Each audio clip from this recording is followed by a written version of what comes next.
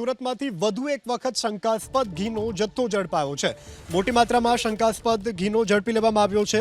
Food and drug વિભાગે એફએસએલની ટીમને સાથે રાખી, પોલીસને પણ સાથે રાખી અને પલસાણાના જોડવામાંથી મારુતિ ઇન્ડસ્ટ્રીઝમાં રેડ કરી હતી, જ્યાં Shivshakti food and dairy product નામની ફેક્ટરીના ગોડાઉનમાંથી શંકાસ્પદ ઘીનો જથ્થો ઝડપી લેવાયો છે। ગોડાઉનમાંથી લેબલ વગરની અલગ અલગ ડબ્બી તેમજ પાત્રાના ડબ્બામાંથી શંકાસ્પદ ઘી ઝડપવામાં આવ્યું છે।